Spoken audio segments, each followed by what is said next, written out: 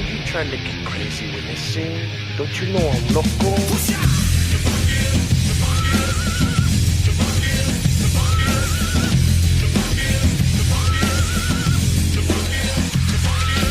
Yeah, I'll sample stuff too, you know. Like I'm big into sampling. Like I already listen to all these records, you know. Yeah. But I'm also big into. I think that's the cool thing too is that I don't take a conventional approach to making music, you know. Like I don't really follow any rules. I do it. I might get a soul sample and then go play a bunch of stuff over it, you know, and make it fit.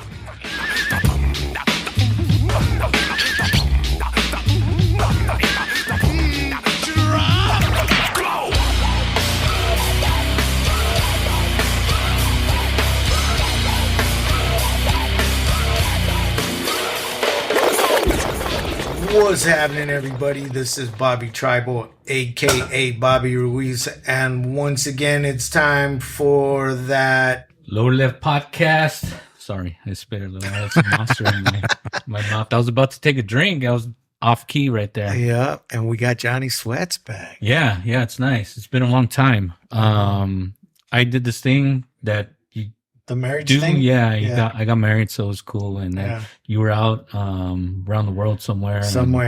So we kind of didn't do anything, and we hooked it up with the new Rodecaster Pro. R Weird ODE. Yeah, and unfortunately, it didn't work. Yeah. I tried. We We tried queuing it up last week and getting it ready. It got set. It was all right here, and everything was nice and neat. And we get here today, and it's like no. Yeah, it shout out to them for sending us a damaged one. It's hopefully it's just the power cord, but if you guys want to make it good, then we're right here. Yeah, Johnny did the get married thing. It was his birthday the other day. Yeah, a lot going on. I went on a pretty cool trip. Yeah, that was that, and then I got sick when I got back. I'm kind of getting better now, but it's been busy. But we did drop the Esteban Oreo 50th episode, which was cool. The B-Boy Crumbs one, which was really cool. And if you don't know anything about B-Boys or breakdancing or that whole culture, that's a real good one for you to listen to.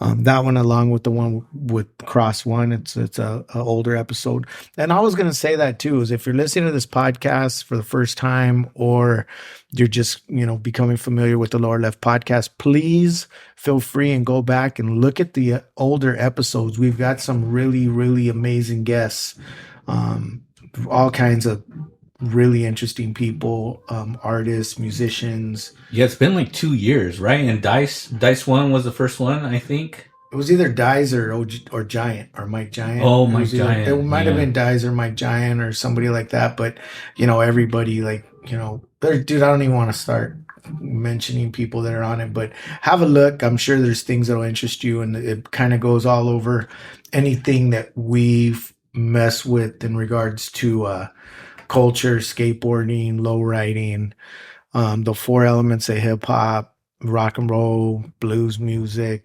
car culture. If that ain't enough, just know that I'm on the show and I chime in here and there. Yeah, here and there. And that's what makes it crazy, super ultra mad interesting. But yeah. So we're about to get busy again, I think. So Johnny's leaving again, and I'm leaving again pretty soon. So, but we're gonna keep them coming. We got a couple in the box. So today, we've got we always got cool guests. Yeah, there hasn't been anyone that isn't like oh shit. Yeah. We're good like that. I think we're fucking good like that. We haven't had any lame guests. We do our best to keep it like really cool and have relevant, good, cool, interesting guests. And today they have especially nice hair. Yeah, I don't know how you do that, man. I want to shave my hair right now. It just looks like too much work. You know what I mean? It's easy. This dude is a local badass, man, and I'm super happy to have him here today. This dude's making a lot of noise, not just here in Southern California, but globally. Really, really talented dude. If you're from San Diego, LA, whatever, you see him popping up. He's been playing a lot of gigs. He did the Casbah a couple weeks ago. I'm not going to classify his music because he is very talented, very diverse, and just a real cool local Chicano. Obed Padilla. What's happening? That was a beautiful intro. Was it? Thank you. I liked I'm it. getting good I at liked that. it. You know, that's Yeah. the problem with when you go back warning. When, The early when you ones? go back to the early podcast, like 1, 2, 5, 15. I'm not as smooth. Bobby polished, right? Just Yeah. freaking smooth in there and get in there and. That was a good one. That was a good one.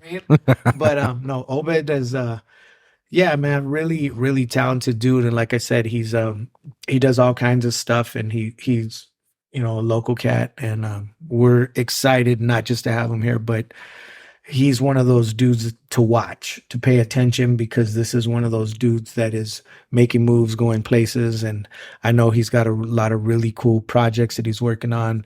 So this is a dude right here. What's Yeah, happening? thank you, bro. I appreciate it. I'm happy to be here. Yeah. Yeah, he's been here a couple times. He's Well, I'm happy to be here today. yeah.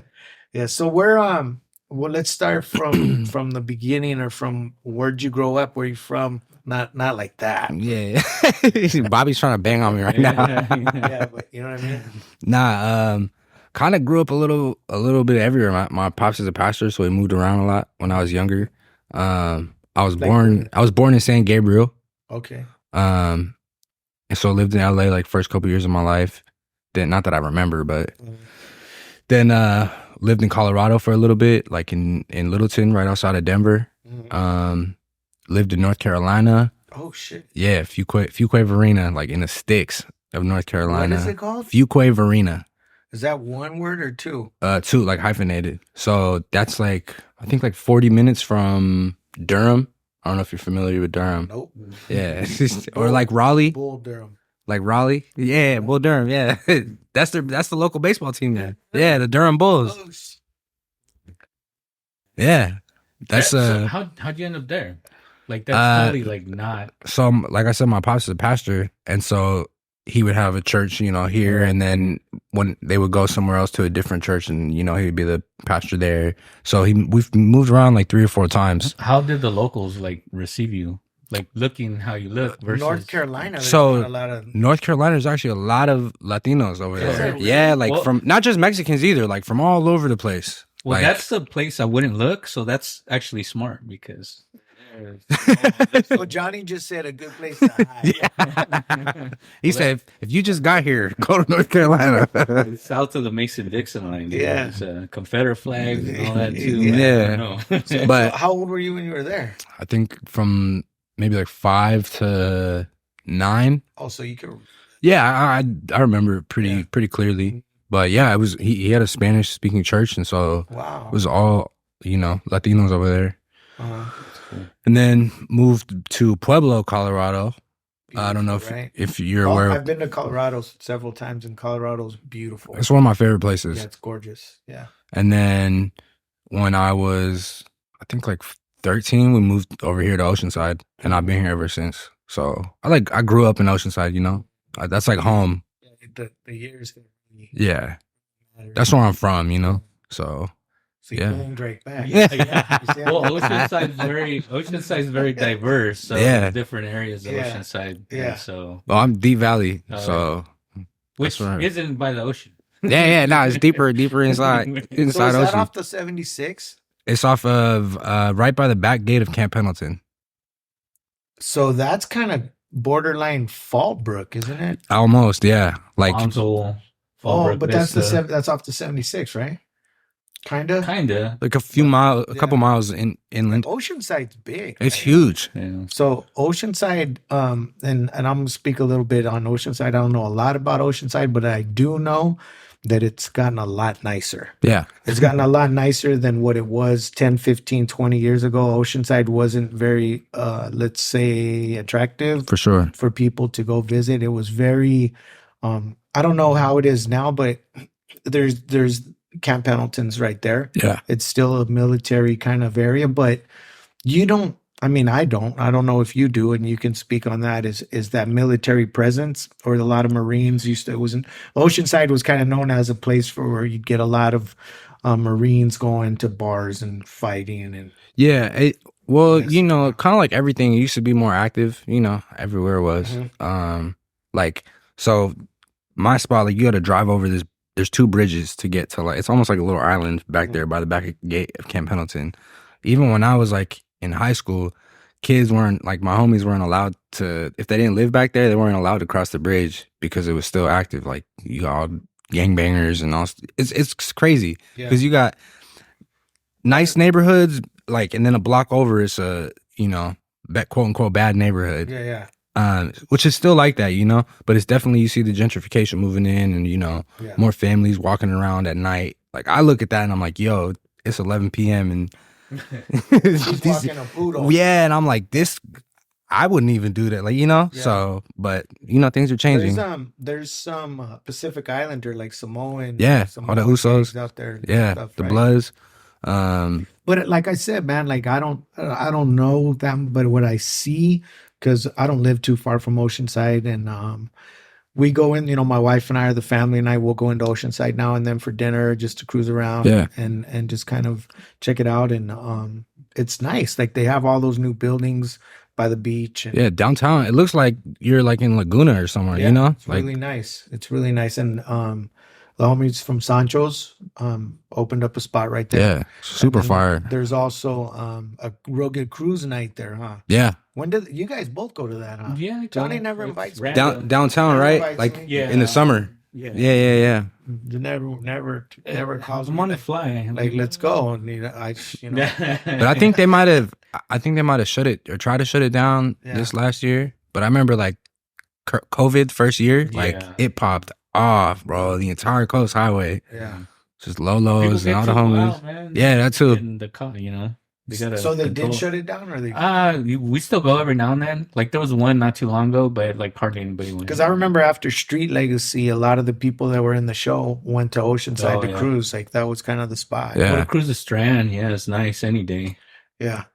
Yeah. But it's cool. Well, shout out to your homies from Oceanside. Yeah, Like, Oceanside. that's All the love. Barrio Pozole, right? There's- That's the OG neighborhood. There's like P-Town, there's Mesa, which is Yeah. like my neighborhood. Uh-huh. Yeah, the East Side, you know, there's a Someone few told different me neighborhoods. that is one of the oldest neighborhoods in San Diego County. Yeah. Like somebody who knows their shit told me just recently that that is a very, very, because when I was in high school, because I went to high school in Mira Mesa, and some of the homies from there used to hang out with the guys from Oceanside because it's not far, you know, kind Yeah. of North County. And that's the first time I'd heard pozole.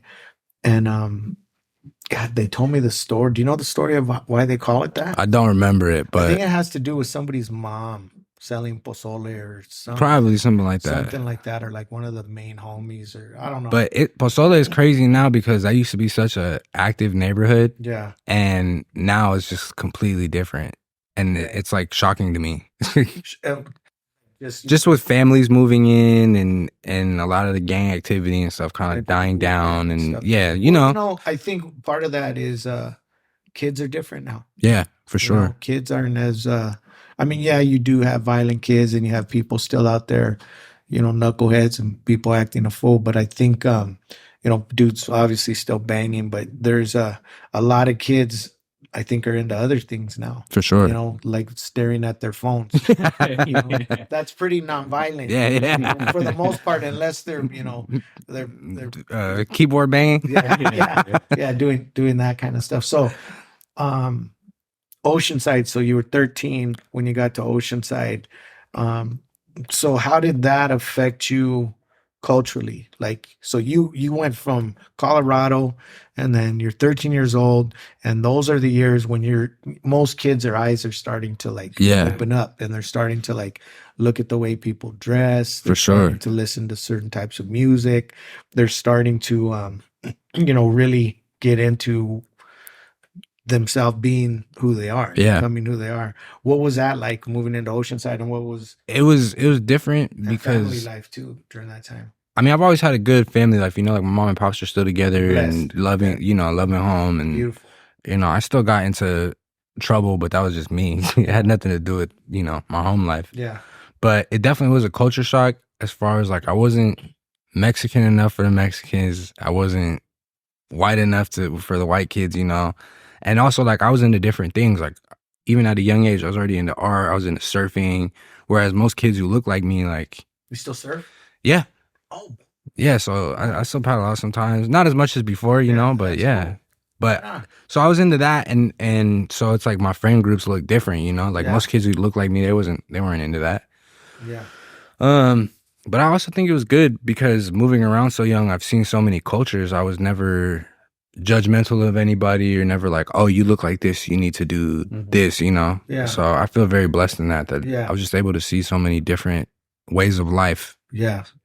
And I'm sure Oceanside being where it is, it's Southern California. So you were exposed to all these, surf and skate, Yeah, lowriders, and that whole culture banging and everything from such a young age. You know? Yeah, and I think Oceanside more than other places because you have the Samoans, you have the blacks, the Mexicans, Yeah. the white people, and then the Marines. You have the rednecks and all that. Yeah. It's like a Oh, big yeah, mix. yeah. Well, in my neighborhood, like there's like 4 different gangs there. Like it's almost like 4 corners type thing in such a close vicinity, So yeah, but I'm blessed to have the childhood that I had and growing up and just learning all the things I learned at a young age. So, and you and I have had this conversation several months ago, but I think it's real interesting that, and I have a lot of respect for you and the way that you do music.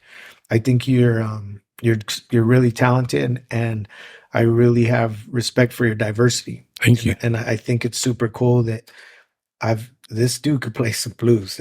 He can rock a guitar, like he can play really beautiful blues stuff, and then he'll go produce some hip hop beats. That's right. And he's really into hip hop, and he's really into blues, and he's really into combining the two to develop this style that is unique. I think Yeah. his style is unique. There's things that to me sound I don't know, like he you could do something like Sacred Souls type stuff, but a little bit of hip hop twist, and maybe even I see a little bit of similarities in some of your music, like the stuff that Bobo does. Yeah. Like I can see that contemporary blues mixed with a little bit of hip hop and poppy stuff, but you go all over the place. And I guess the question is how'd you get there? Like obviously you have musical influences and you were brought up listening to different types of music. Yeah. Just because of especially the blues part, there's not a lot of kids from Southern California nowadays that can, play the blues. Yeah. You play the blues, so how did all that come to be? Well, it all comes from my pops, like just his influence in the music that he listened to growing up. I mean, I told you the story about, growing up, I was pretty sheltered. So I didn't get into music till I was like 11, like, Sheltered, and yeah, I know the story, but if you want to share it, Yeah. that's cool too.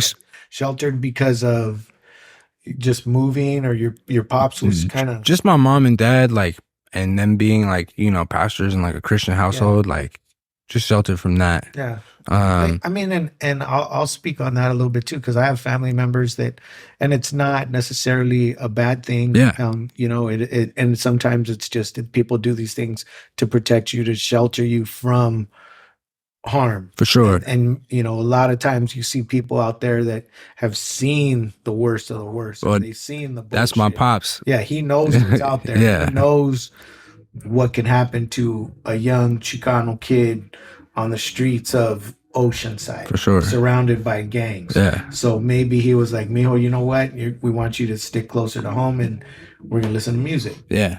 You know? Well, and it was up until a certain age, because then, once I got like 15, 16, then I just was doing my own thing. I was like, I'm not following this. Like, I want to go see what's out there.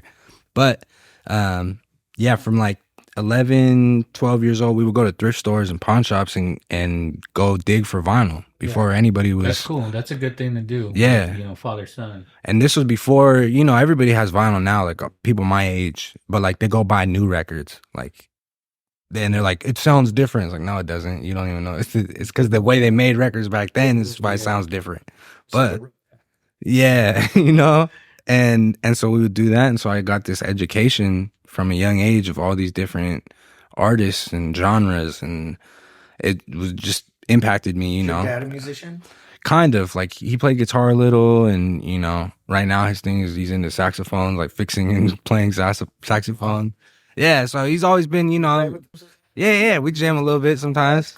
But I think I took it a couple extra steps more than he did, you know. But yeah, so I got this education in music from a young age. So Bobby described your music. How would you describe it? I pretty much the same, you know, all over the place. Like if you could get, so it's kind of like a mixture of like blues. I feel like blues, soul, a little bit of R&B, and yeah, hip hop. That's how I could best describe it. But also, I don't put a But you know, what's really label cool too is he raps and he does like these things that are really cool. If you follow him on social media on his Instagram, he does these really cool poems. They're brief, but they're cinematic. Yeah, they're shot really well. Shout out to whoever your videographer is. Brock Wood and my boy Dean Aguirre. Yeah, they get down and they create a feeling, which is really well done. Like I said, and with his poetry, and it's a cappella. There's no music, right? Sometimes it'll be I'll have a little bit of music, you know. Like I try to put some oldies or something behind it, you know. Right. But I think I get caught up in the visuals of it and his lyrics or his poetry, which is cool too. Who does that? You know what I'm saying? And that's what I think is unique, bro. And I think that's why I think you're that one of those dudes to watch, is because you're doing stuff like that people don't do, and they don't have the, I won't say the guts to do, but the creativity maybe to do something or to venture out and to try something a little bit different, you know, and then go rock a stage, which is cool. For sure. Well, I think there's things that people think are cool, and then there's stuff that people don't know is cool yet. Yeah, that's good. Yeah. And so it's like, well, let's see what's gonna be cool, you know? But also just being yourself. That's a great way to look at it. And that's what's gonna put you ahead of everybody else. Yeah. You know, is taking those chances and doing these things that a lot of people haven't done. Yeah, there's people that do, you know, maybe poetry, but you do it with a Chicano twist, like a neighborhood twist. And I think the visuals, again, shout out to your guys, because that's a great. Have you seen them, Johnny? No, they're really cool. I gotta check them out. Well, I just follow them right now. So yeah. Well, those were one of those things too, of like the cinematicness of it. I wanted to like put a spotlight kind of on like blue collar stuff too, you know, of just like the everyday person. Like my dad, he also had a landscaping business. So like I grew up doing that. And it's like, especially with rap and hip hop, you know, nowadays, everything's all, I got my chain and my whip and I got all this money. And it's like, most people can't relate to that. Like, yeah, for sure. We all relate to the everyday man, you know? Yeah. So it's like let's make that cool. Yeah. Or the dude who's actually out there busting his ass, and that's how he spends his money, trying to act like he has a lot more than he really does. Exactly. But, well, it's cool that you take your art, mix it with visual art, and then create something that is, you know, you can be proud of, versus for sure. I'm gonna selfie myself and record, which is cool, but you're actually packaging it. Yeah. You know? So I'm just trying to make it, relatable. I had one. I bought one. Guitars? I got nice guitars. Yeah, Hell, those are my gold chains. People like that, like me, I'll look at your guitar. Fuck the gold chain. Like if you got a badass guitar, like what do you got? Oh, I got a bunch. Which is your baby? My boy Zach Chalizio. The first time that I went on tour, he used to work at this place called Rudders Guitars. It was just one guy, Mark Rudders, who makes these guitars in Vista, California. And so he gave me one that he made, and that's like the one, bro. It's like, I don't even know how much it's worth, but that's mine. It's a Telecaster. Guitar? It's a Telecaster. It's custom made. It's got crazy wood. I forgot the name of the wood, but yeah, it's set That's up the like baby. perfect. That's the one. And I actually got it stolen before. Oh, How'd you get it back? My boy John. So this was in LA, like mid city. I would always drive up there to go record. You know, we're producing, making records. I would stay at his house. And so one of the times I was packing all my stuff, I was going to drive back down to Oceanside. And I guess I forgot that I had the guitar on the side of the car, and I went back in the house. Stupid me. And this dude swiped it. And I didn't know until I got back to Oceanside. And I was like, yo. So I called John and I was like, hey, bro, like my guitar's missing. Like, luckily we knew the building manager. So I asked him, I hit him up and I was like, can you look at the cameras? So they figured out who had swiped it. They were looking at the footage for hours, you know, trying to figure it out. They figured out. He's one of the dudes, you know, homeless dude who hangs out in the neighborhood. So John asked but around. at that point, sorry to interrupt. Yeah. At that point, he didn't swipe it. He found it. Yeah. He had to take it off. So the guitar is just. Well, no, it was against my car. Like that's kind of two different things. I would always bring a bunch of gear, so Yeah. I just like put it against the car. I was probably putting something else, and I Yeah, spaced it. So yeah, John asked around the neighborhood, like, "Hey, you guys know where so and so is?" Finally finds a guy. He pawned it for $25, and so John goes, "All right, give me the ticket. Like we're going." So they go to the pawn shop, and that's where it was. Man, for $25. $25. It's probably I don't know, $6,000-$7,000 guitar. Just for whatever he was gonna smoke. Yeah. Yeah.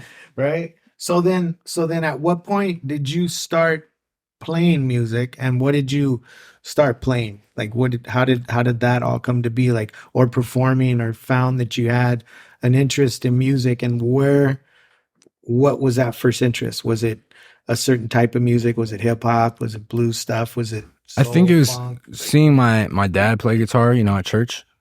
And then that piqued my interest. And around 10 or 11, I picked up the bass. That was like my first instrument. So I learned all the notes, you know, like bass notes on there. And then after that, like I picked up guitar, and it was pretty easy because I already knew where all the notes were. And then, yeah, I kind of just taught myself, like reading little chord books. And But what type of music really? So it was the music from church. rock at first. Rock Yeah. was like huge to me, especially like AC/DC. Nice. Um, Which album?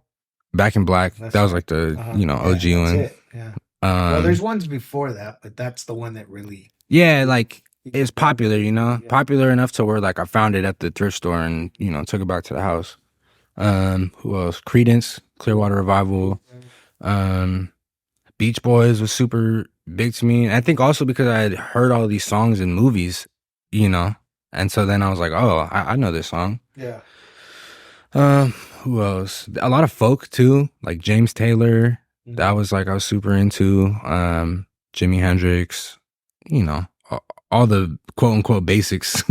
What about more of the blues stuff? Where do you get that from? So that was like I remember the first kind of like blues song I remember hearing was Red House by Jimi Hendrix. Mhm. And I was like, yo, this is like crazy.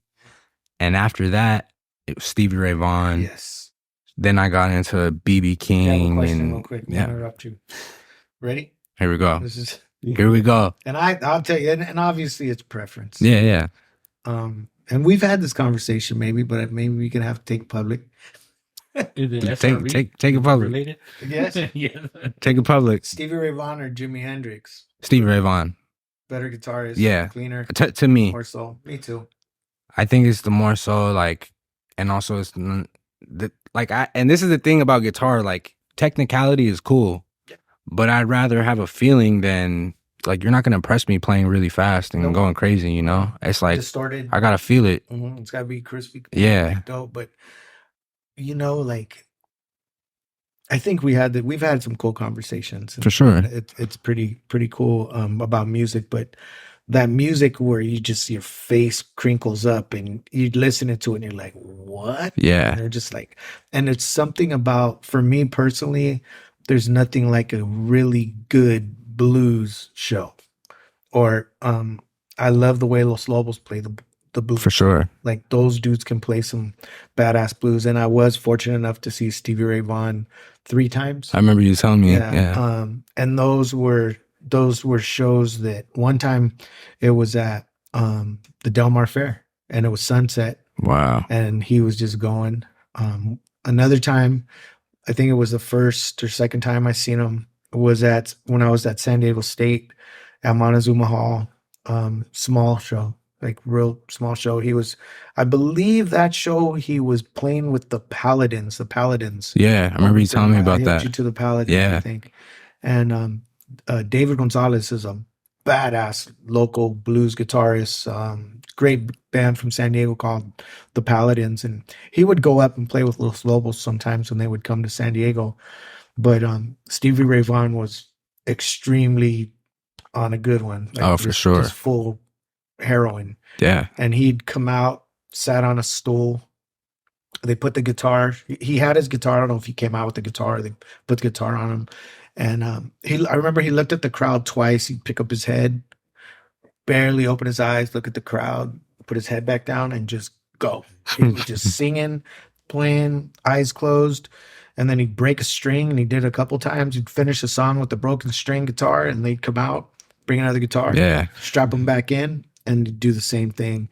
And on the stool, pretty much the whole time. And he looked at the crowd, I think, twice. I was probably 20 feet from him, maybe. Oh shit! Like That's right insane. there. It was standing room. It was Montezuma Hall. Yeah. And extremely memorable, but you know, one of those things that just digs into your soul. Yeah. You know, like the way Carlos Santana did also, For sure. especially as a kid, you know, in high school, with a lot of weed and Yeah. just kind of just really embracing that whole thing. And then from there, like kind of digging into different types of blues music. But yeah, dude, I think and it is a trip to me, like watching you play your guitar and the way you play the blues and you know, it was a trip when we had this conversation. I'm like, well, so what do you do for work? And you're like, I produce music. That's cool. And it's really, really fucking cool that you have found yourself you're blessed and you're fortunate. Definitely. And I know it's a lot of work, and you probably have good months and rough months. Yeah, for sure. You know, not bad months, rough months that aren't as easy as the previous months. But what you want to talk about that a little bit? Like, if people want to hear them, they want to buy them, where can they find your beats, or do you produce just hip hop music or other types of music? I produce everything. Like, I work in a bunch of different genres, you know, doing songwriting as well. But yeah, I have people who will just hit me up on Instagram and be like, hey, I'm trying to work. And then, you know, we'll do it through there. And that's kind of how I get a lot of work, other than like people I already know who I already work with, you know, different artists. Mm-hmm. But it'll be a lot of kind of just word of mouth, which is cool too, because it's like, oh, I actually want to work with this person. You know, I actually know them versus just some random person. But random people come at you too, then. Yeah, all the time. So I got my SoundCloud, and you know, I post stuff on there all the time, and people, if they like them, they hit me up and send me their email. Hip hop beats, you'll produce songs for people? I'll do songwriting too. On my SoundCloud though, like it's mostly all just production, like beats, different genres. You know, I have some pop stuff on there, R&B, hip hop. Oh. Just Obed Padilla. Just go SoundCloud /Obed Padilla. You'll see all my stuff on there. Is it trap music? Nah, that's kind of the only thing I don't do is like trap stuff. Depends on your vibe. You could trap to whatever. Yeah. Right? You could do that. But I also know that being that you play different instruments, so when you go to produce your own records or your own songs, yeah, do you play all the instruments yourself? Yeah, I'll sample stuff too, you know. Like I'm big into sampling. Like I already listen to all these records, you know. Yeah. But I'm also big into, I think that's the cool thing too, is that I don't take a conventional approach to making music, you know. Like I don't really follow any rules. I might get a soul sample and then go play a bunch of stuff over it, you know, and make it fit. But that's a true artist. Like that's artistic. Yeah. Yeah. Like I recently saw this girl who goes to thrift shops and she buys art pieces, like old art pieces that nobody's gonna buy. and then she'll repurpose them and like do her own art over them. And like, I think that's so sick, you know, like that's what art is. You find your influence of whoever it was before and then you put your own twist on it to where now you have your own style. Like that's literally all artists are, just a bunch of influences and then you made it your own, you know? So you play on your stuff, you'll play bass, you play Guitar, I'll play some drums, a little bit. Yeah, I play a little bit of drums, keys, a little bit of everything, honestly. I'll play a little harmonica. Yeah. Ukulele, play whatever. Play cards, dominoes, little blackjack. Yeah, that's dope. So, what about shows? What are some of your memorable shows, and what shows are you like the most proud of, and some of your favorite shows that you've done? Well, let me start first. What about the first time you performed in front of someone? The first Your time, family, even better. Anybody? The first time I performed, it was at church. They were doing this like, you know, event. It was kind of like a potluck thing. Everybody brought food. It was like for the community, and they had, I think, a band or somebody played some music, and then for some reason I hopped on the guitar and I played "When I Come Around" by Green Day. I don't know if you remember that from Dookie. That was the first CD I ever got too. Was Dookie, Green Day. But yeah, I love Green Day too. They're so good. But so I played that, and then somebody hopped on the drums and somebody hopped on the bass, and we played "When I Come Around," and that was the first time. And after I was done, I was like 10 years old. Everybody's clapping and cheering, and I was like, "Dang, I love this shit." Yeah, I was like, I remember that, bro. I remember that till I die. Like, but that was the first time I remember, you know, having that feeling of like, oh, I like this. Like, this is cool. That's an early age to experience that. That's good. A Green Day cover. Have you done it again? Nah. I might have to. We'll see. That's cool. I like to see, and this is one thing that I always tell Bobo too, is because he's not really into, like, when he does his shows or when he does a record or something, doing covers. But I'm like, the biggest bands in the world, a lot of them have gotten big doing covers. Yeah. And some people, they don't know that they're covers. Like right now, a kid who's, you know, your guys' age could cover some shit from the 80s, and a very large percentage of your audience will have no idea that's a cover. For sure. Like you guys could cover some Chili Pepper shit or something deep in an album, or you know, even some new metal stuff or whatever it is, and people would trip on it and they think it's original, the same way the Rolling Stones did, the same way Led Zeppelin did, the same way Elvis did, the same way Sublime did a shit ton of covers. Like all these big bands did Rage. Rage. I mean, the Chili Peppers, like all kinds of bands did a shit ton of covers. And there's nothing, and especially in hip hop, like, dude, I was listening just for shits and giggles. Sometimes I'll just play on my iTunes, the top 100 songs now. Yeah. Like the hottest 100 now. Just what's the hot shit that, you know, people are listening to, or kids, or just, and I'm listening to, you know, whatever comes on, like Doja Cat or whatever it is, you know, just whoever's modern right now. Yeah. And I'm going like, that's a cover. You know, I'll hear something, and then 3 songs will pass, and like, it's another cover. And then a next song, a cover. Yeah. And everything's like cover. And then I'm thinking like, I wonder how much you have to pay for these covers. Like, how much do they have to pay for that sample? Yeah. Like what, you know what I mean? For sure. That sample's making the song. But then again, if you find the right cover, it's a proven sound that people liked, or they relate to, or it's catchy. And they just take that and they go, okay, I'm going to use this, and it's in the game. Whatever. The sample stuff is crazy today, because it's like they'll sample stuff from like 15 years ago, and that's what trips me out. It's like, yo, yeah. Whereas, might be kind of yeah. And bro, you go get some new ones at Ross for $10, bro. yeah. Anyways, but let's move on.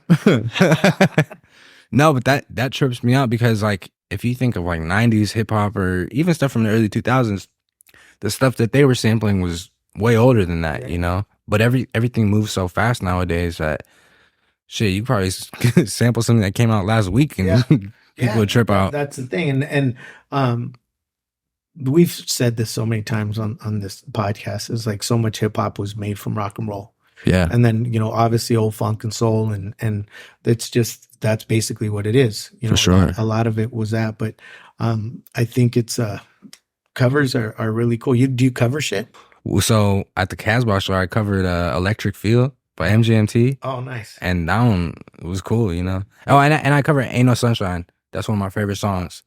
But we do a little like blues spin on it, It's always good to spin the covers. Yeah. So where you make your own, and that's what's cool about it. Wow. Did anybody record that show?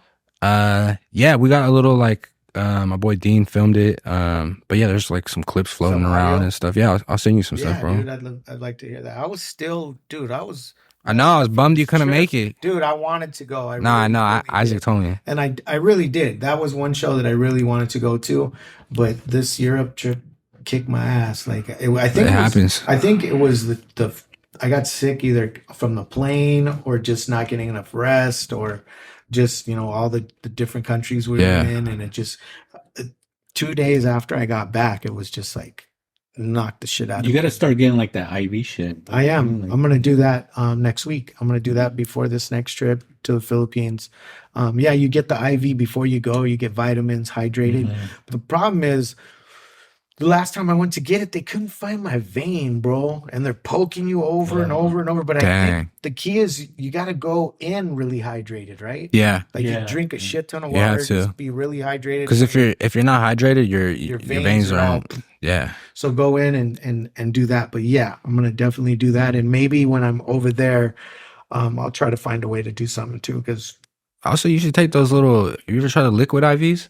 Yeah, I do that. My wife puts those in my luggage all the time. It's pretty cool because I'll be wherever I am in the world, and somehow when I turn my head, like when I'm packing, she'll hide shit in my luggage. And I'll be somewhere and I'm like, oh, that's.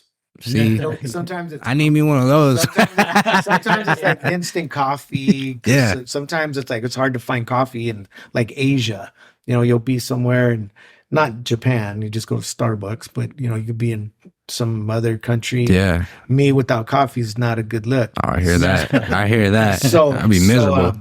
Just all you need is hot water. And most hotels, they got that little tea kettle. Yeah. And you just make your like nice little, at Trader Joe's, they sell a really nice instant coffee that already has cream, a little bit of sugar in it. What? Yeah, dude. You just fucking genius. Why did I do that? Yeah, it's just instant the to-go cup.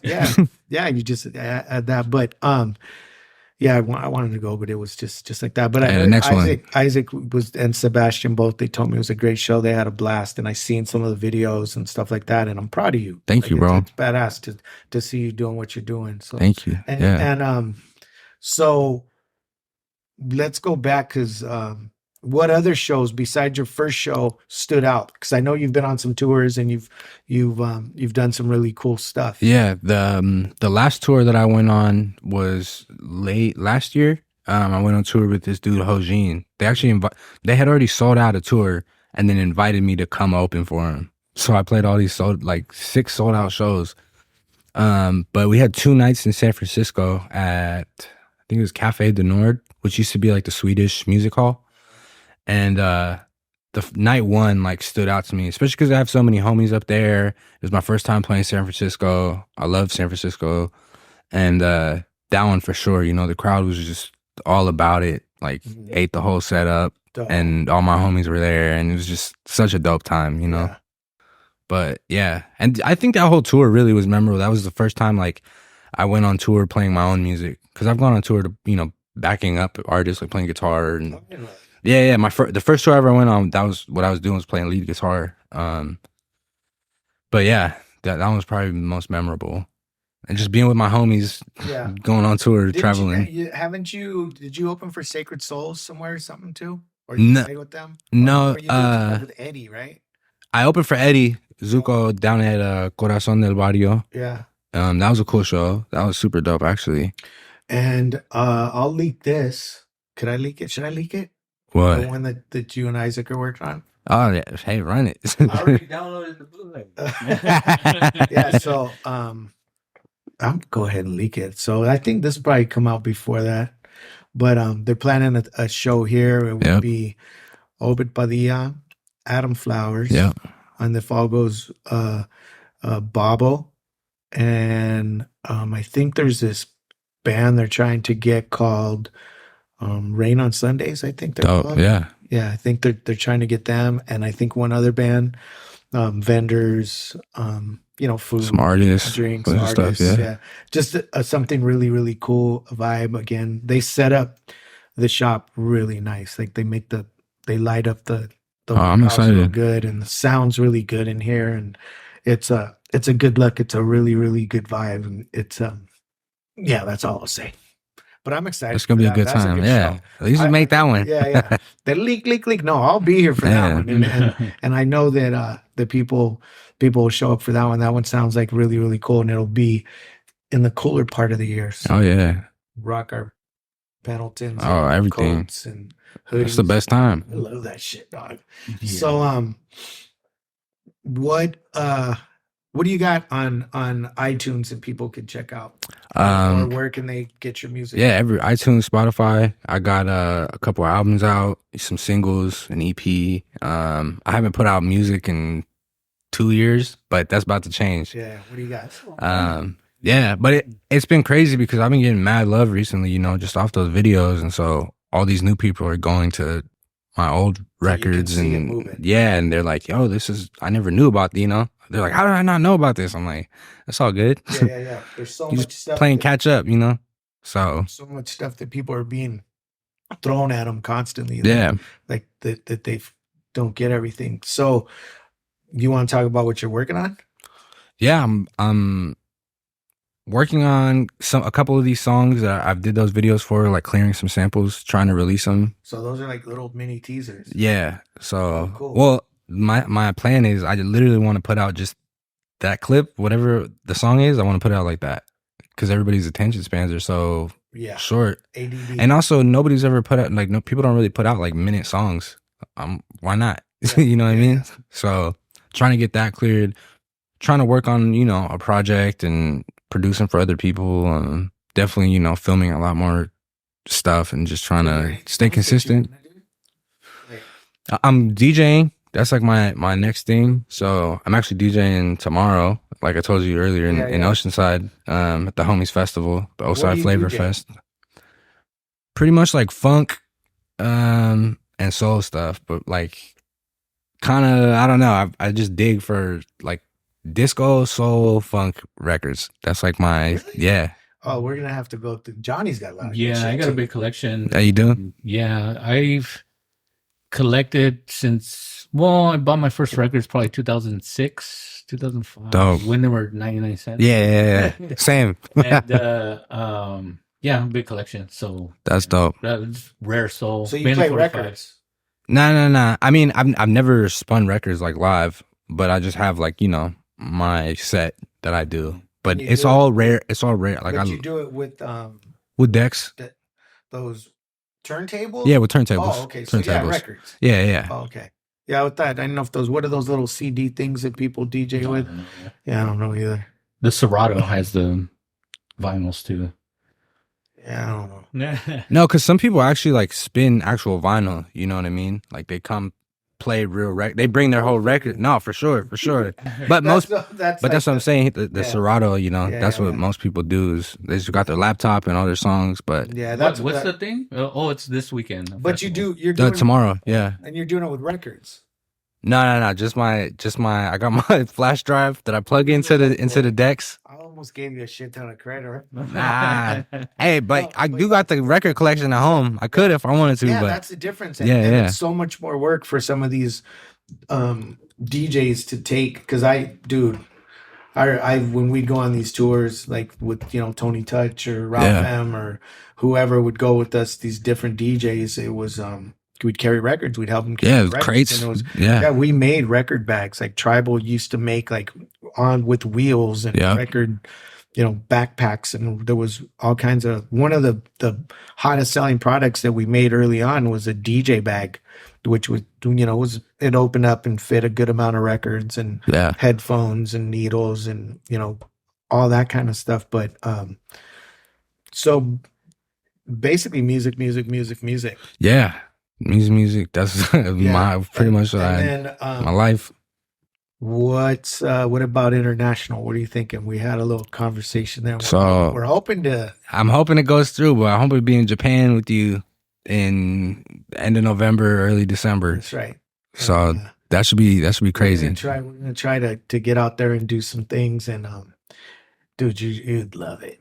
Oh, I'm looking forward to it. Yeah. So that's we're hoping to make something happen for Moon Eyes. Johnny's been out there. Yeah, twice. Yeah. They do everything there with pride and with honor, I would say. Like even music, like their music scene with collecting records. Yeah. And they're sort of like the European nations like UK and Denmark, Sweden, where they collect all the records from here. And it's next level shit. Well, I want to go find records out there from them, you know, like bring stuff back over here. Yeah. You can find what you can find out there, and I used to go record shopping out there when I'd go out there with the beat nuts because they used to go out there and dig. There's you can find, it's like an American record. Let's say it's James Brown Hell album. You can find it out there from the original year, like the 70s, early 70s when it came out, mid 70s. Except for when you look at the record, it's all Japanese text. Oh, that's cool. Like they're Japanese. Their issue of it, of that. But they also repop a lot of records out there too, and that's kind of I need to learn how to do that better because I was just at Beatbox, and that's shout out Beatbox Records. That's one of my favorite local record shops, like Bernie's, and they're good people in Barrio Logan. But you go in there and you think you found a really clean old record, but it's a repop mixed in with the old stuff. It's tricky that they do that, but then I need to learn how to know the repop from the original if it's clean, because then sometimes you'll get a repop that somebody turns back in and it's a little bit thrash, and you're like, well, how can you tell if it's you distinguish it for sure. Yeah. I'm sure there's someone's like Funk Freaks, if you're listening, can one of you guys answer that for me? It's that YouTube University. Yeah, because I too have like a pretty substantial collection. It smells like the 70s. Hey, now you gotta hit it like a watermelon if it's hollow. Or the liner note. You sometimes they come with the little booklets. And, the case around the actual record had really cool shit printed on it, or usually it's the year on the record. Sometimes there's marking on the actual vinyl scratched in. And then if it has a sleeve, then the sleeve is pretty, would say the year, or you could tell that it's from that period. But out there, you're gonna be really surprised how difficult it is to find cool shit because they're on it. They're all over. There's that place I showed you, the Q Bar. Yeah. Shout out to Q Bar in Shibuya, one of my favorite places in the whole wide world, and it's not much bigger than this room. One of the best, my favorite DJs, spins all 45s, just 45s, vinyl stacked up on the bar. Yeah, you showed me that video. It looks crazy. Put on records, sick. And then he'll serve you your beer. He'll get you a cocktail. He'll chip the ice for your cocktail into a perfect ball. That's crazy. Only employee in the whole building, the whole place. And it's mind blowing. And if anybody's listening to this and you've been there, you know what I'm talking about. If you're listening to this and you're ever in Shibuya, it's right behind the giant guitar store. In that alley, it's downstairs. It's a giant Q Bar in Shibuya. That sounds like we got to open up our own little spot over here. Carlos from B-Side Players, we were out there last year. And he was in there, and that's what we were saying. It's like we either got to try to open up that concept out here, or get that DJ out here. That'd be cool. We were going to do it because we both had kind of milestone birthdays this year, and we were and our birthdays are close together. So we're going to fly him out. We're going to fly him out and do a couple parties, but we were probably drunk. No, when we were talking about it. We're going to do this for sure. Yeah. Oh, it sounds like you might have been there. Hey, I know how it goes, bro. For You know how many plans I made? That I'm like, yeah, this is for sure.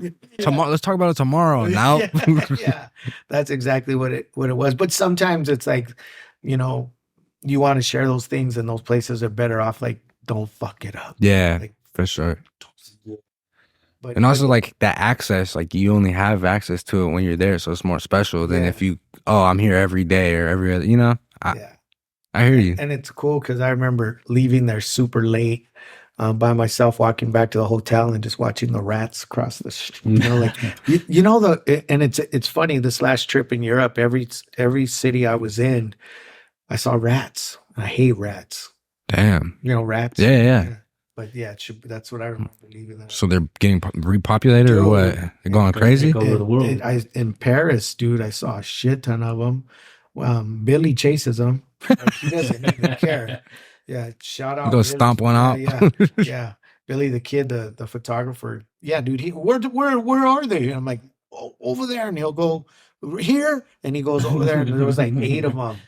And he doesn't. Nah, I hate them too. I hate that. And then in Amsterdam, I seen some walking down the street, and these dudes are huge, and they'll just stop and look at you. Yeah. Oh, hell no. They're not scared of you, and then you have to stomp your foot a couple times, and they're still like staring at you. And then as you get closer, they'll turn around and walk. Like they won't even like. That's crazy. Like you're not a threat. You're not a threat. Yeah. But yeah, I would just like pretend I don't see them and keep walking. Dude. At that point, it's like it sounds good, but I don't want anything getting close to my feet or my legs, or I can't. Yeah, that's. No, I can't stand them either. I hate them. Your IG is Obed Padilla _ iTunes. That's it. Just Obed Padilla. Just everything. Obed Padilla. Yeah, Spotify, everything. YouTube. This is a dude to watch. This is one to pay attention to.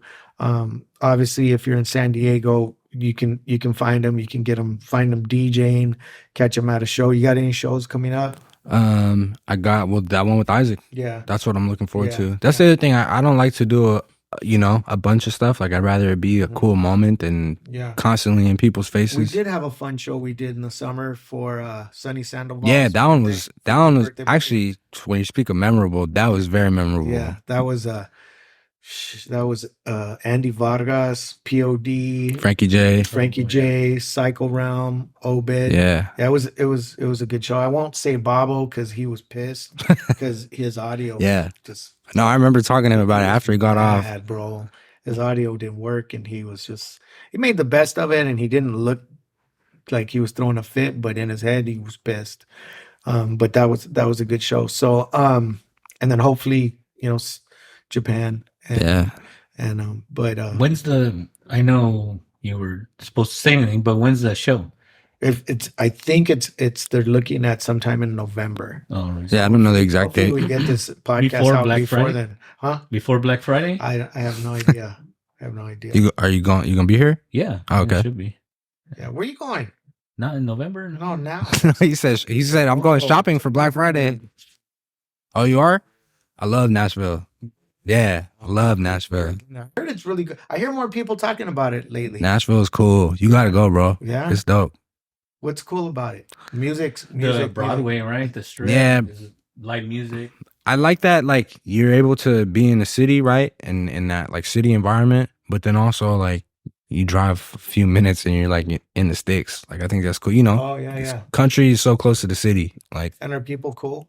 Yeah, they got Mexicans there. They got everybody there. Yeah. It's pretty diverse. Plus the tables. So Johnny's such a nerd. I talked to him the other day, and he's telling me he's going to Nashville. He goes, "Oh yeah, I already walked down Broadway, went into the bars." Google Maps. Like, what were they playing, bro? Like he just already checked everything out, so he already knows where to go. He probably has the whole thing, man. You were walking on maps with the little arrow. He did a little walkthrough. Yeah. Go into a restaurant. Well, we'll have people uploaded it. Yeah. That's crazy. Read the Yelp reviews. We're ready to rock and roll. That's right. Doing the Country Music Museum, Johnny Cash Museum. Yep. Gotta do Johnny Cash one. It's called Printer Alley. It's in like where the blues and bars are and stuff. And then there's the country bars. Like they said it's more like country rock. Are you gonna get like boots and a hat? No. Buckle? No. No. You are Scorpion watching. Come on my back. buckle? Yeah, come back. Come back with something. I'm gonna come back with an accent. Where's Graceland? Is that Memphis? Yeah, I I think it's in might be Memphis, Tennessee. Yeah, How far is that? I think it's pretty far. Like, yeah, I don't know how far it is, but It's all Tennessee, right? Memphis is like OG Tennessee. Like all the blues, Yeah, like them boys who play Really? Memphis. Like probably still today, you walk into any bar over there on like a blues night, and it's somebody whose name you don't know, who might not make it out of it, but they just are crazy. There's a lot of that in Austin too, right? Yeah, Austin, what's it? Gary Clark Jr. I love Gary Clark Jr. Yeah, dude. You know who his mentor is, right? Jimmy Vaughn. Oh yeah. Jimmy Vaughn, and then They play a lot together, actually. Yeah, I've seen them do a couple shows. Jimmy Vaughn's underrated too. Like, I mean, obviously who his brother is, but he rips too. No, Jimmy Vaughn's badass. If you're listening to this podcast and you like the blues, Gary Clark Jr. Oh, absolutely. If you don't know, then please do us a favor and do yourself a favor. Check that out. Johnny, you got anything else? No, other than thank you for taking the time to come talk to us. I know you've been here multiple times. Oh, thank you. Thank you guys. Yeah. I think it was the night The rehearsals, yeah. I met you and your wife. Yeah. Those are fun. And it sounded so good. Dude, it is. Oh, yeah. Dude, I didn't know that dude was so talented. Not just the way he sings, but watching him play the keyboard. yeah. He's dope. His vocals were just insane. That was super memorable for me. Just I never met Sonny before, bro. But like Sonny, when I was in middle school, it was like an idol. You know what I mean? Like he's the best. He's honestly so kind and just a good person, man. Genuine. And it's hard. I feel like with the music stuff, you don't really meet a whole lot of people like that, you know. And he's a solid dude. Yeah. I have so much respect for him. Yeah, me too. That's the homie. So what about you? You got anything? Anybody want to shout out? Anything you want to say? Man, shout out you, bro. I love coming over here and just kicking it. It's the anytime, best. you have a home here. Yeah. You already know that. And I've told you that. Anytime you're in the area, anytime you just want to come, kick it, place to hide. Yeah. There's a pillow right there. I heard you. I'm like, what the? What was going on in here, Bobby? Sometimes I get a little tired, but no, for real. Like a lot of the homies, they do that. Like if they just need to take a break, they come in and sit on the couch. There's plenty of places to kick it and chill, and you got to have that kind of pass though. That's love, bro. For anybody. Oh yeah. But you already know that. And Obed Padilla, pay attention to this guy, badass. Tribal Click. You already know. Johnny Be Good. 17th and Island. It's the new and improved 17th and Island. Oh yeah, it is. It is. There's the tents are no longer on the bridge. Yeah, we won't talk about that later for another podcast. When we get our new board fixed. Shout out everybody. Thank you for listening to Lower Left Podcast. Check out some of the older ones. There's some really good stuff there, but we appreciate all you listeners.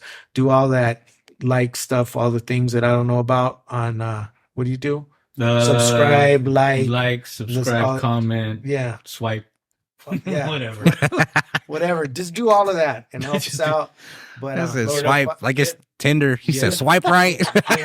Get all up in there. Yeah, whatever it is, do that for us. Check it out. But we enjoy. We have fun with this. But thank you for listeners and Lord F Podcast, Tribal Click, 17th and Island, San Diego, California.